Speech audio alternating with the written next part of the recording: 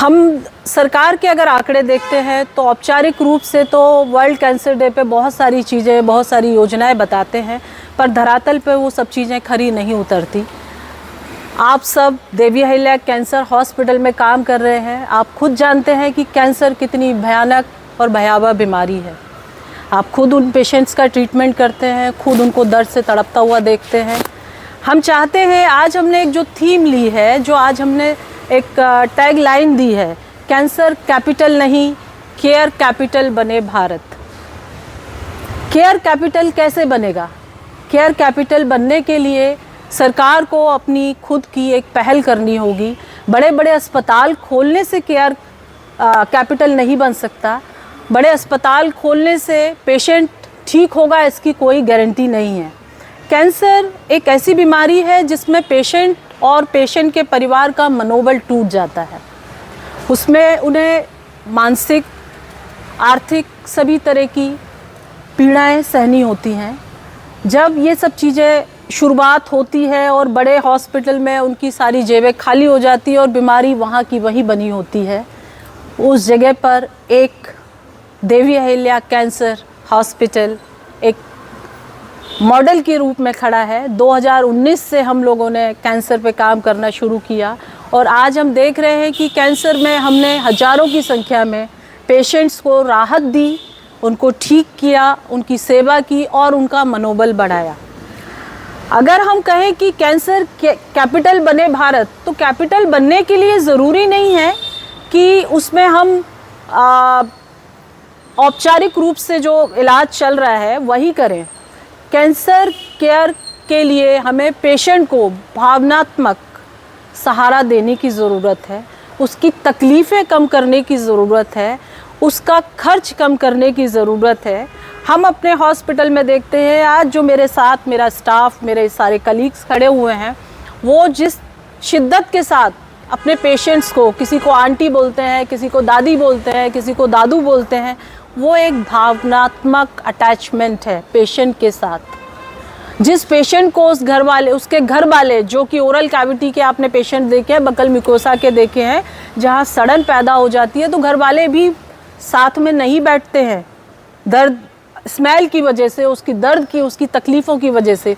और वहाँ हमारा स्टाफ उनको दादी, दादू, भैया कह के उनका जब ट्रीटमेंट करते हैं तो उनको जो एक भावनात्मक, जो एक इमोशनल अटैचमेंट की ज़रूरत होती है, वो अटैचमेंट देवी अहिल्या हॉस्पिटल में देखने को मिलता है।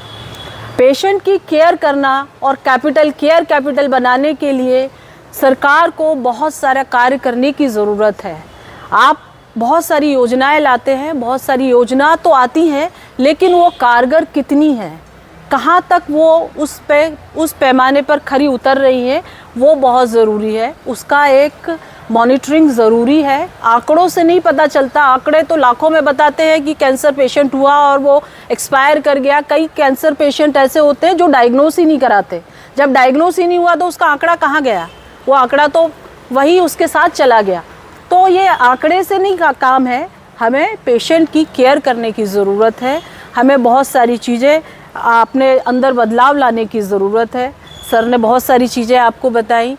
लाइफस्टाइल हमें चेंज करने की ज़रूरत है। कैंसर का उपचार, उसकी जागरूकता ही उसका सबसे बड़ा उपचार है। कैंसर पेशेंट अगर है तो उसे अपना लाइफस्टाइल चेंज करना चाहिए, और अगर नहीं है और उसको ऐसी संभावना लगती है तो उसे अपना लाइफस्टाइल, अपना खान पान, हर चीज़ में बदलाव लाने की आवश्यकता है। बदलाव ही इस बीमारी से हमें मुक्ति दिला सकता है। यंग जनरेशन की अगर हम बात करें तो उनका जो लाइफस्टाइल है वो बहुत ही चेंज है आज की जनरेशन का। उन्हें अपनी लाइफस्टाइल को चेंज करना है। डब्बा पैक खाना जो हम आज बाहर से मंगाते हैं, वीक में 15 दिन में खाना ठीक है, लेकिन रेगुलर रूटीन में ये सब चीज़ खाने से कहीं ना कहीं हमारी बॉडी में वो सेल्स जमा होते जाते हैं, वो धीरे धीरे डेवलप होके कैंसर का रूप धारण कर लेते हैं। पहले कहा जाता था कि 50 से 60 की उम्र में कैंसर डेवलप होता है, लेकिन आज हम अपने ही हॉस्पिटल में, आप खुद उसके साक्षात हैं, उसको आप देखते हैं कि 22 साल, 25 साल, 35 साल के यंग जनरेशन जिनका जीवन शुरू हुआ है, वो इस बीमारी से पीड़ित है। और वो भी बीमारी कौन सी स्टेज की है? 3rd stage 4th stage cancer की बीमारी है, क्योंकि 1st 2nd स्टेज में तो डायग्नोज बहुत मुश्किल है और हो सकता है 1st स्टेज में भी हो सकता है, लेकिन पेशेंट्स उसको डायग्नोज कराना ही नहीं चाहते। कोई नहीं चाहता कि मुझे कैंसर जैसी बीमारी का पता चले और मुझे हो, इसलिए वो डायग्नोज नहीं कराते। इस वजह से बीमारी बढ़ती चली जाती है। देवी अहिल्या हॉस्पिटल की अगर हम बात करें तो कैंसर केयर फाउंडेशन यही कार्य करता है। हम जागरूकता फैलाते हैं, हम लोगों को बताते हैं कि इसकी अवेयरनेस, इसके लिए क्या उपाय करना चाहिए, आप सब लोग बेहतर जानते हैं। और मैं सभी से ये कहना चाहूँगी कि कैंसर की रोकथाम, उसका खुद का उपचार करने के लिए उसकी जानकारी और उसकी ज़रूरतें समझने की ज़रूरत है कि हमें किस चीज़ की आवश्यकता है, हमें क्या खाना चाहिए, क्या नहीं खाना चाहिए और किस चीज़ से हम इस बीमारी से बच सकते हैं। नोन फैक्टर्स तो सभी जानते हैं, अननोन फैक्टर्स में हम कुछ नहीं कर सकते, वो 10% 20% होता है।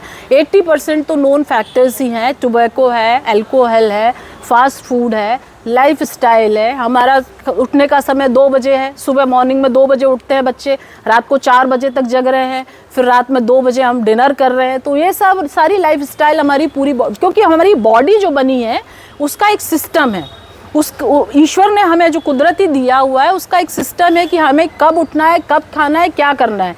हम पानी, हवा और प्रकृति से बनी हुई जीव हैं और हमें उसी में मिलना है, तो हमें उसके ही करीब रहने की आवश्यकता है, हमें नेचर के करीब रहने की आवश्यकता है।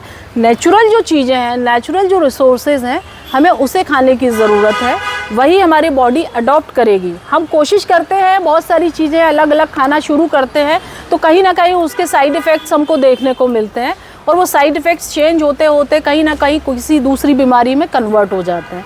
तो अपनी लाइफ स्टाइल चेंज करनी है हमें। लाइफ स्टाइल चेंज करने से ही आपकी काफ़ी हद तक बहुत सारी प्रॉब्लम सॉल्व होंगी।